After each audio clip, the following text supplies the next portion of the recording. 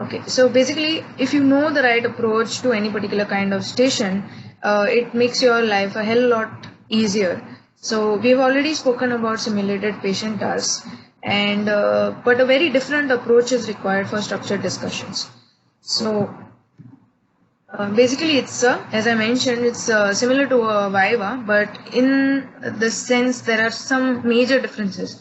It's a bit more organized. In fact, it's much more organized, I'd say, the way the discussion is structured, and the marking is more of an objective form of marking. That means it becomes more of a ticking the boxes sort of exercise. Even in simulated patient tasks, you are ticking boxes ultimately by covering all the points in a nice particular fashion, but it's about how you go about doing it as well, meaning how you are able to communicate. Okay. In structured discussion comes more towards an objective marking, and you are talking to the examiner one-on-one. So the kind of communication you will be tested on is communication with colleague. All right. So, in those 2 minutes, I personally believe that the 2 minutes time is much more important to you in a structured discussion to gather your thoughts rather than in a simulated patient. Because in a simulated patient, you know that somebody is sitting in front of you. It's a two-way conversation street which is happening. So there is some time for you to think as you are talking to the role player or the actor. But in a structured discussion, once the question comes at you and you start answering, once you tell the examiner that I am ready to start the discussion, from there on it is kind of like more of a monologue from your side. So you need to have organized your thoughts much more in a structured discussion. Okay. Just a second. Huh? Yeah. So as I was saying, so it is very important that you read the scenario carefully. Now we know that only two types of tasks are there. So at the beginning, when you enter the station, please make sure that you are in a structured discussion. Okay. How you know this? One way is you will have one examiner sitting across you from the table. So that is one way of knowing it. But just to make sure, please don't rely on that and read the task. The first line of the task will state whether it's a structured discussion or a simulated patient task. And it's very important. Trust me, it's important to know this because you do not want to be confused of what kind of task you are entering into. Okay, so although you might think, oh, what's there in it, I will handle it either ways, but it's important that you know what task it is so that the first thing you enter outside the cubicle, you're standing there, please make sure what kind of task you are going to be assessed on. Okay, so once you have made sure it's a structured discussion, typically we'll have 3 or 4 domains. Okay. One thing I'd like to add here with relation to structured discussions is typically they will not score you as much as a simulated patient task, because there is not going to be there is only going to be a clinical examiner in this. There is no lay examiner here. So the markings will come either. So there is going to be 2 marks in each of the 3 or 4 domains. So either you're going to have a 6 out of 6 or out of 8. Okay. Unlike a simulated patient or a simulated patient task, which has a lay examiner, which will typically have 7 domains being marked all together by the 2 examiners and will get you 14 marks at max. So this will either have 6 or 8. Okay, so you can kind of be reassured that even if you do not do so well in this particular station, you need not panic. So get that, understand that about structured discussions. I'm not saying that you can take it for granted, but there may be 1 or 2 structured discussions in the exam which may take you by surprise. So please do not panic, because this is the way it is going to be marked and you know that.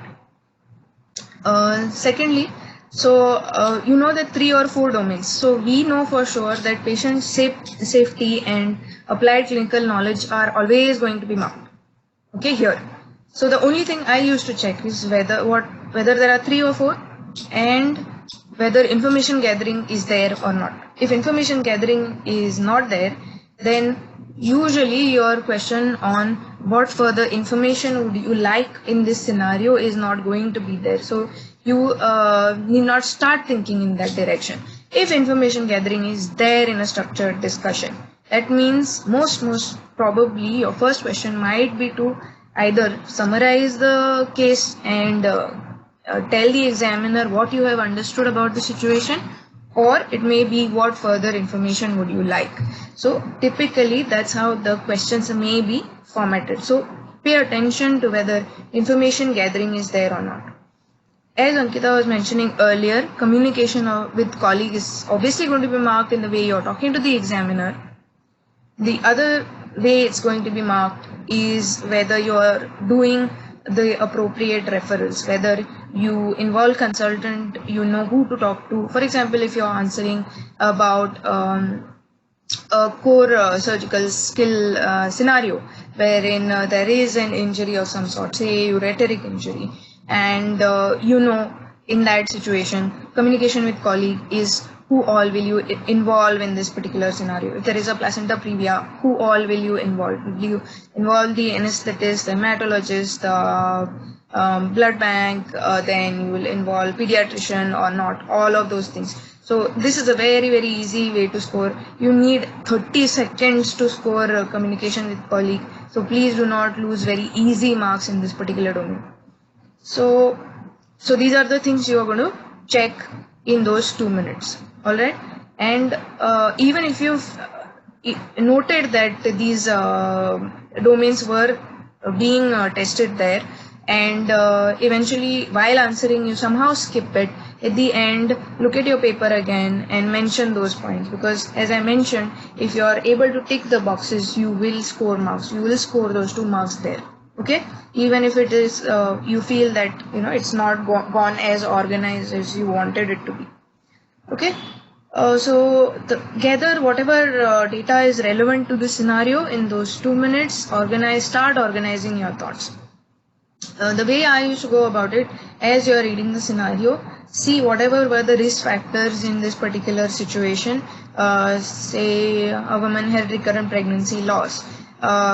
As you read the scenario, there will be certain pointers which will come. Say her BMI, whether she's a smoker. So those are the points you may make a note of, either in writing on your written pad, or you will make a note in your head. So whichever way is suitable for you. But please, structured discussions, whatever you're going to do in those 2 minutes takes a lot of practice. So please, that's the only way you're going to develop this skill of organizing the thoughts. Okay? Make sure you have a diagnosis. Either you're sure that this is that a particular situation, this is the diagnosis, or you should have a differential. Ideally, you should have a differential, I would say. Okay, this can be a miscarriage, or it can be a partial mole pregnancy, but at least have one diagnosis, or preferably a differential diagnosis. Start planning how you're going to answer. As I mentioned, if information gathering is there, most likely there is going to be a question on what more do you want to know about. Okay. So, and also start thinking about the safety points and keywords. As I mentioned, if any risk factors are identified, like for example smoking. So if smoking is there and you have noted it, the safety point here would be advising on stopping the smoking. Okay, so you need to address that. It is not enough to tell the examiner that you've noted that she's a smoker, at the same time that you know that it is a risk factor, but in your management you're going to mention it again as I would advise cessation. Okay, so that's how you are going to go about organizing your answer. And think about keyword. There are certain keywords as you are reading or revising now, you should try and make a note of those things. For example, major obstetric, MOH, protocol. Okay, you mentioned that. Then in placenta previa there would be the care bundle. In sepsis there will be sepsis 6. Okay, these are the key things you will mention in the station. You may tell all the components of these particular, like you will tell about the care bundle. If you tell everything about the care bundle, the components, and you fail to mention the keyword that I would implement the care bundle, or I would implement the major obstetric hemorrhage protocol, then it sort of creates a lesser impression of you as compared to a candidate who goes in and initially says that I will execute the major MOH protocol, and in that I would do blah blah blah blah blah. So those keywords you are going to make a note of when you are practicing your structured discussions from now on. Okay? Alright. I'm just mentioning a few examples here because we have more elaborate sessions on these things and recordings which have been posted earlier. So here it is just a brief intro for those who are new here. Okay, so before starting, stay calm. Okay, never ever, even if you're panicking from within, never ever display that you are having a panic attack because you don't know anything about a particular thing. Say there is inflammatory bowel disease, you have not recently revised the TOG, you need not panic about that at all. Okay, enter the station confidently, read as much about the patient that you can from the scenario given outside. Okay, enter confidently with a smile. Okay, think what you know about the scenario and organize your thoughts, as what I mentioned earlier.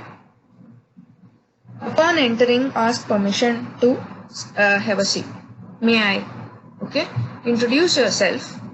Don't just ask permission and sit down, and if you have not finished reading your scenario, continue looking at the paper and like panicking and looking here and there. Do not do that.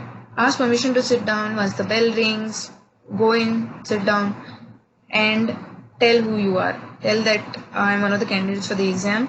Do not sit down in silence and make it awkward for the both of you. Okay?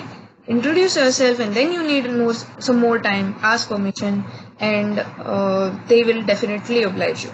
Ask permission to take some time. If you are not done reading the question, ask it politely, and then they'll say yes. Tell when you are ready, and you can then continue reading the scenario. Okay? And once you are ready, you can tell the examiner, yes, I'm now ready for the structured discussion, and you start. Okay? This is a very important thing. Please introduce yourself when you go inside the station, because everybody else is going to be doing it. And just imagine if you are in the examiner's position and a candidate just abruptly walks in front of you and just takes a seat without saying anything and continues cramming through the papers. All right, so it's just to make a good impression of you, and will give you marks in communication colleague as well. So then the discussion is going to start. So the examiner is going to ask you some question. Do not start speaking unless they ask you the question. Okay, let them ask you the question, because the question is what is going to get you the marks. Okay, you are not going to go there with your own agenda and answer whatever you want to tell the examiner from your point of view. You are going to answer to the point. So listen to the question very, very carefully. Make sure you understand the question. If you have not understood the question, you can ask to rephrase the question. There is a message in the chat box. Remove the wire.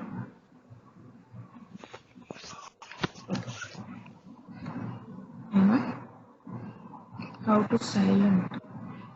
Alright, I can mute everybody now. Alright. So if not, I was saying you need to ask to rephrase the question till such a point of time that you actually understand the question. Okay, don't try to overdo it. They will simplify the question for you if you have not understood the question, and once you get it, then you start answering. But without completely understanding, or if you are even a bit confused about what is being asked, please don't start talking, because you're going to be only wasting your time. You're not going to be saying anything which is there in the answer key if you don't know what the question is. Okay, so there may be sometimes a difficulty in the way they have phrased the question and you have not understood it. So they will rephrase it for you and make it simpler for you. Okay, so before starting to answer again, you need to organize your thoughts. Okay, again I'll be talking just a brief example here. So if they are asking in information, you have to be thinking in this particular order. You will think about history first, then you will think about examination, and then you will think about investigations in that order. Okay, you are not going to be starting, okay, this is someone who has had some bleeding and she has come to you in the ER, or there is a collapse. The first thing that you're going to speak about, what further information you need, I will send an HB. No, that is not what you're going to do. You are going to be assessing the situation in this particular order. You're going to say history, you're going to then talk about examination, then you're going to talk about investigations. Okay, for any particular situation that you've been given. Okay, so then the next thing is about in the investigations. Again, you will go from less invasive or non-invasive ones to the invasive ones. So you will go through radiological investigations which are less invasive, and then you will move slowly towards a hierarchy which is more expensive or invasive. If there is a gold standard test which is there for a particular condition, you can mention that at the beginning. You can say that this is the gold standard particular investigation in this condition, because this is the imaging investigation of choice. And then you can say also we can do the other less sensitive or less specific investigations that are there. Okay, but as you are speaking, you will realize that you will need to justify a few things, which I'll come to in a bit. So if asking about management options, as I was saying, you have to think in again this particular order. You have to think conservative, then you have to think about medical, and then you have to think about surgical. Alright, so this is the order in which you will start organizing your thoughts and practicing your stations. Trust me, if you practice enough, and only if you practice enough, this is going to come to you naturally in the exam. You will not have to think about it excessively when you have done the practice, because once you practice, it kind of becomes a subconscious habit to do this thing, and your thoughts automatically get organized in this particular fashion. Okay, you need a lot of practice for this particular, and you need to start right away if you have not started practicing structured discussions. And lastly, another beautiful way of doing it and making your life very easy is using the recommended communication tools. So what are these communication tools? So we know that there are many different sorts of communication systems which are used. Alright, so amongst those, like there is DARTAS, there is SBAR. So what the UK trainees are not only doctors, but the nursing staff, the midwives, everyone is used to using this particular format, and it is at the tip of their tongue because they do it on a daily basis, day in, day out. Okay, this is how they are trained to speak or report about a patient. So there is SBAR. So I am quite sure that most of you will be aware of what SBAR stands for. So it is Situation, Background, Assessment and Recommendation or Request. Alright, so in SBAR there is situation. So what is the situation? This is a brief account of what you have understood about the patient or what the patient is. Alright, so you will have you can start it off as a gravida whatever, para whatever, and she has come with what is the diagnosis or tentative diagnosis that you have. Alright, with say twin pregnancy in preterm labor, something like that. On the background that she has previous scar, or she is PROM, or she's RH negative. So these are the additional points that you will add into this. Okay, so this is a situation of so and so with her background information is this, and you can, it is kind of actually interchangeable. You can mention if there is some points into the background, like an allergy is there, you can mention it here. Alright, any particular significant thing that you would like your consultant to know about that particular patient is going to be in your background. Okay, the main thing like a provisional diagnosis, in other words, which we call it provisional diagnosis, and any other risk factors or significant information about the patient that may have any relevance to her management comes in her background. Okay, then assessment is going to be what would you like to know. So I would like to say take in history, I would like to know these things is assessment. Then again on examination of this patient I would like to know this. So these things what you speak, the situation to situation, whether it's an acute emergency or it is a chronic scenario that is being. Suppose it's a urethral diverticulum, you will start speaking from whatever points in history are not covered, and then you would like to speak about examination. Then you would like to speak about how you are going to confirm diagnosis with your investigations, and then you will move to I will make recommendations based on my assessment and diagnosis. Okay, so this is how you will organize. S bar will come to you with practice and comes very smoothly if for those individuals who have been doing this and who have been always speaking in S bar. This is not going to sound like a very difficult thing to do, and it actually is not. It just requires a little bit of orienting yourself to speaking in this fashion. Okay, so if you practice a couple of times, it will come very easily to you. Trust me. How to know you're going by the right track? Although the examiners are not supposed to interrupt you or talk to you in between the stations, you can take you 5 to 10 seconds pause in between. If you finished answering, say, or on history I would like to know this, in examination I'd like to know this, take a few pauses in between. It's allows the time for the conversation to breathe, let's say. So if the examiner is happy for you to move on to the next question, he may move on to the next question, or he might ask anything else. Okay, so that you know that you might have missed a particular point, or you need to talk about investigations here itself, because from the next question you might not be able to move back to the first one in a sequential viva. Okay, so now and speak loudly. Trust me, there is a lot of noise going around in the 14 cubicles with all the candidates and the examiners and role players speaking. So speak loudly, speak clearly, and speak slow, so that any particular point that you need to emphasize on, or any particular box that you want them to tick, should be ticked. It should not be that you knew everything, you spoke very fast and very confidently, and you went like a train with all those points of yours, and examiner couldn't catch them or hear them, and then you lose marks. So that is also a possibility. So practice speaking loud, very clear, and take a few pauses in between so that they can also assimilate the information you are providing. Okay, and speak confidently. Let the examiner also speak to some extent. They might even guide you as to if you are going on the right track or not. If you are going completely off track, sometimes they might try to bring you back on track by telling you something. But if you do not allow them to speak, then this is going to be a huge problem, because you can go on speaking and not cover the station at all.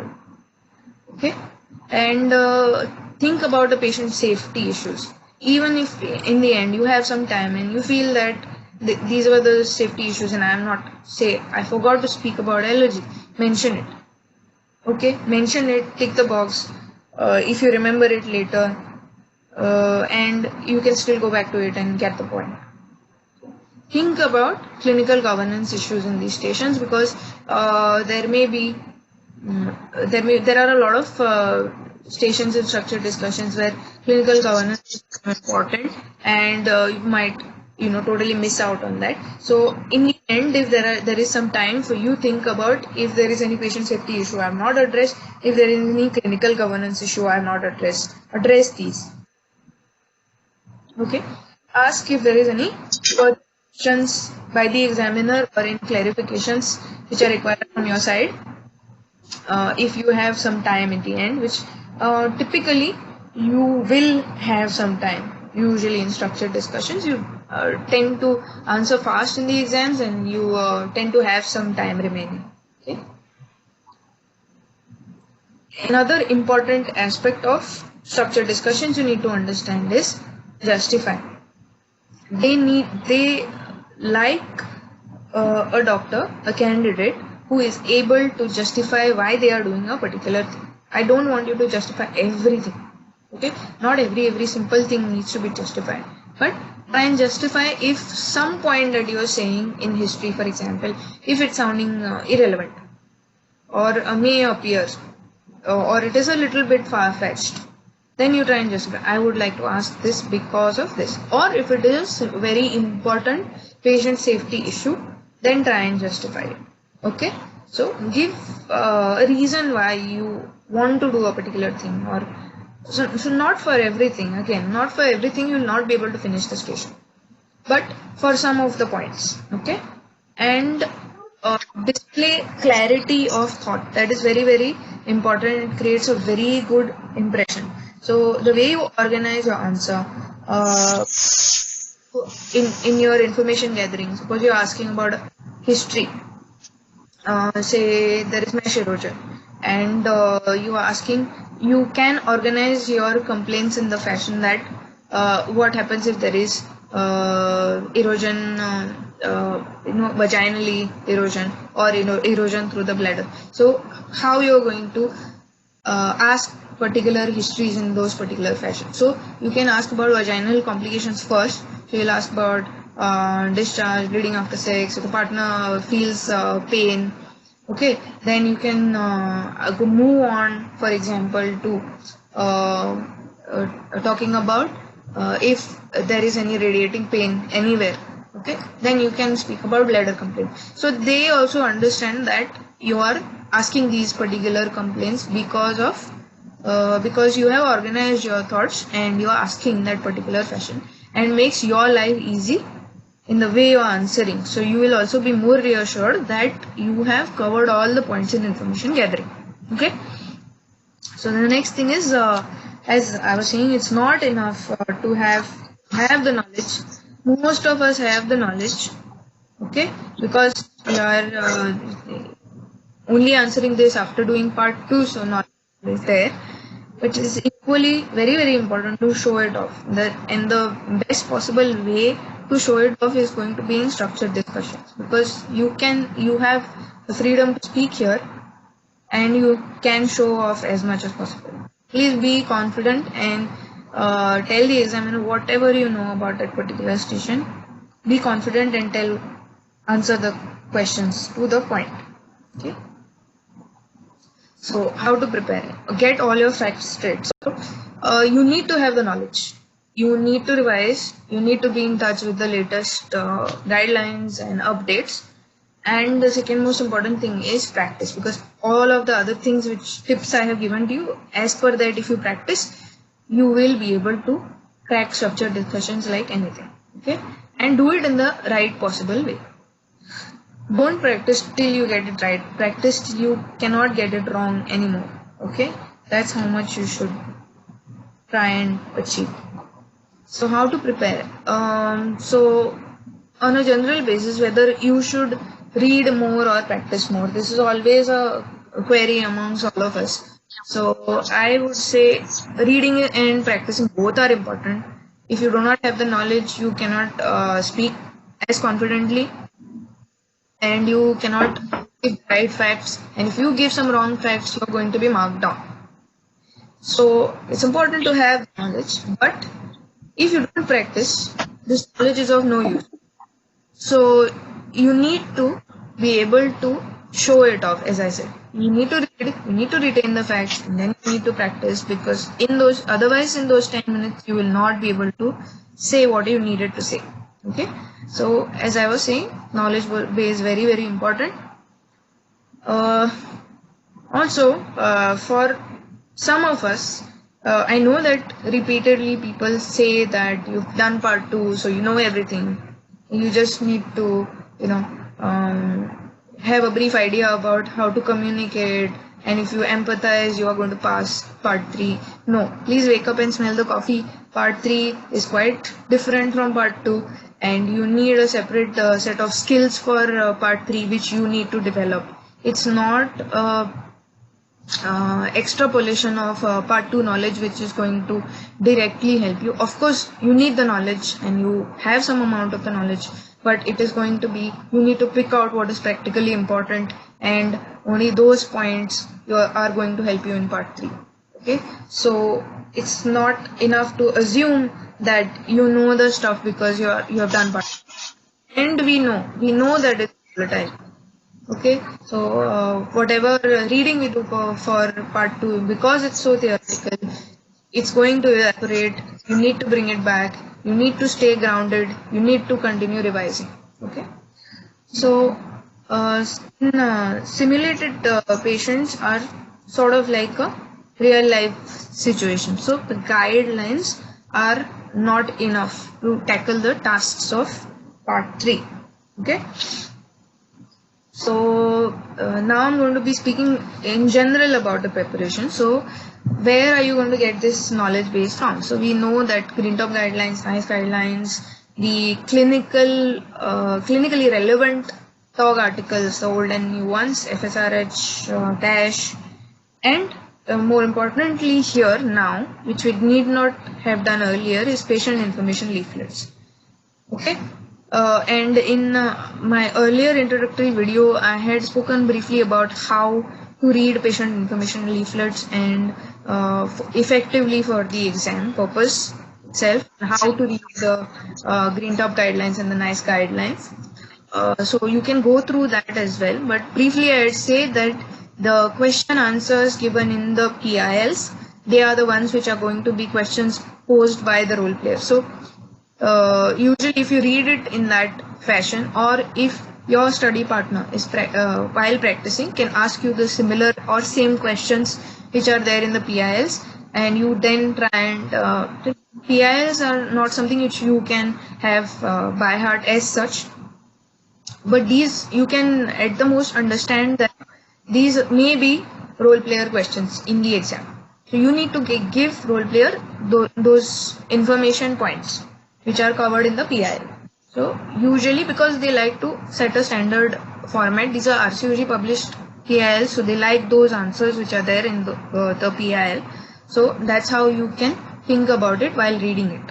Okay, so strategy is an immense resource.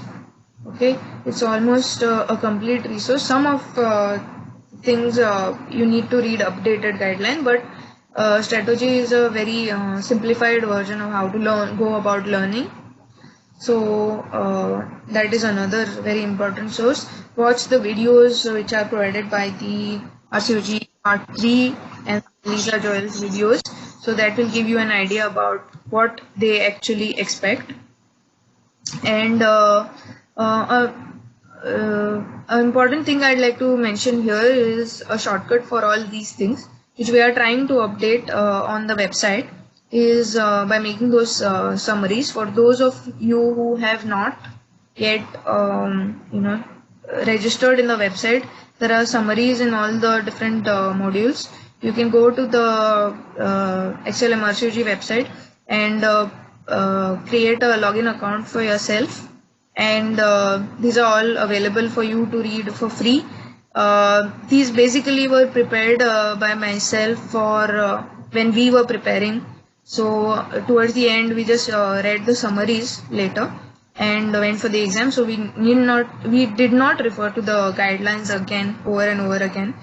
The summaries contain a shortlisted form of everything, all the guidelines and the information leaflet. So whatever is available as of now, if you read that much, in my opinion, should be enough. If you think you need to go back to the guideline and read it, you are free to do so. Or if you refer to it, you might get to know what are your particular needs. Okay, so you can just go to the website and register there and find this. Okay. In the practice, it's very important to have the right guidance while practicing. So if you keep practicing in the wrong way, it will do you more harm than good. Okay, so get the proper guidance, refer to the videos which are there, take whatever advice is necessary, find a study partner, steady one. I would recommend to have more than one study partner, and if at all possible, because with the same partner you might continue to make the same mistakes which might not be picked up. So another person, a third party may be able to point those out for you. You can record your own stations and try and improvise by listening to your own self, which is another form of self improvisation, and you will yourself see the result, and it's a positive reinforcement when you show improvement, right? So, and do the time restricted practice. Please don't go on doing stations for 12 minutes, 14 minutes thinking that I will hasten this up in the exam and everything will go smoothly. No, restrict yourself to those 10 minutes and do it in those 10 minutes itself, because that is how much time you're going to get. You're not going to get more than that. No matter how much you know, you need to say whatever you need to say in those 10 minutes, and that's what requires the practice which we speak about in part 3. Alright, and please do take care of your health. Okay, this is very, very important because we often tend to neglect this. Okay, it's important to have a good diet, a good exercise routine to help you cope with the stress towards the end. Please believe me, all the books will tell you to do this, and it's very, very, very important.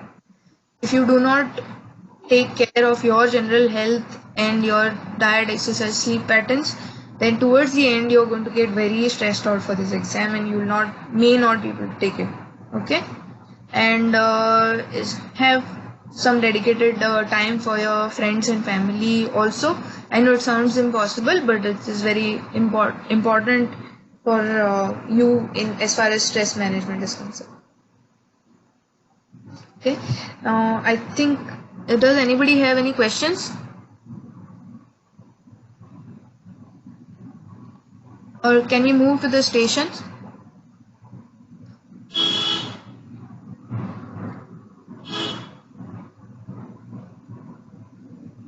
Hello, guys.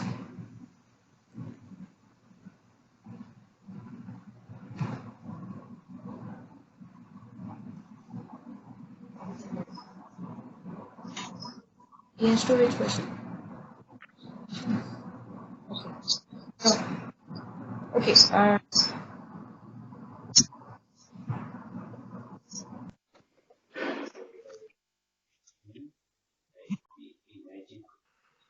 Hello, ma'am. Yes. Hello. Yes. Ma'am, for suppose if we don't know,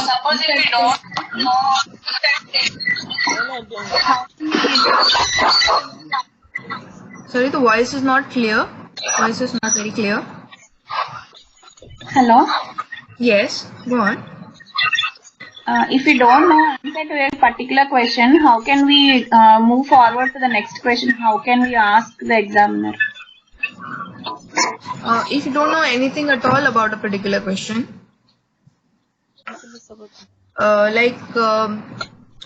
usually you will know something about the question.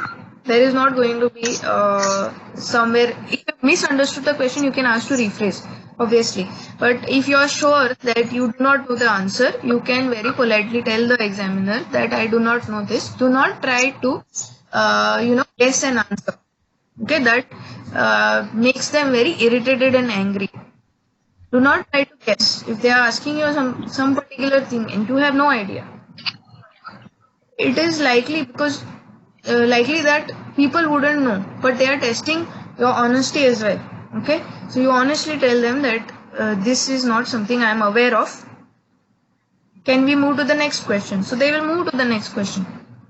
If you keep beating around the bush, it is not only going to irritate the examiner, it's going to waste your time. Okay, it's not a problem if you don't know a particular question. If you don't know, you can honestly say that you don't know and try and move to the next question. Usually it doesn't happen that you don't know at all anything. there might be you might miss out in an answer. Okay. How do we address the examiner? Yeah. Say whatever the timing of your exam is. Good afternoon, good morning. And then you introduce yourself saying I'm one of the candidates for the exam. This is for Jyoti. So I'm one of the candidates for the part 3 exam. And then if you're ready with your scenario, you can then say I am happy to start the discussion here. If you need more time, you introduce yourself and then you say, can I take some time to go through the scenario? Can I take a few minutes to go through the scenario? So they will say yes, and then you can continue reading. Okay. Which website? Our website address, I think, is shared in the group. And I will share it again. Zainab. Yeah. We will share it again with you, Zainab. If you okay. Okay. So I guess we are good to go on. So let me just go to my timer.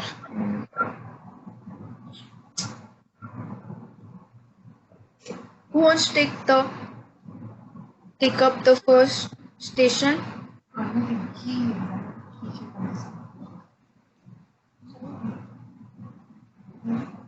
Okay, one more thing I wanted to add is how the examiner will assess you is the examiner is provided with a key. Okay, under each domain there will be a sort of a document with the examiner where for each station there will be certain points under safety, certain points under communication, certain points under applied clinical knowledge. So as you are seeing the things in the station, the examiner would tick mark those particular points, and that's how your ultimate score is counted. Okay, and that's how you assess. So whenever we were referring to the tick the box thing, it meant that when you say PIL, your PIL, the point PIL will be tick marked. Okay, so that's how it is.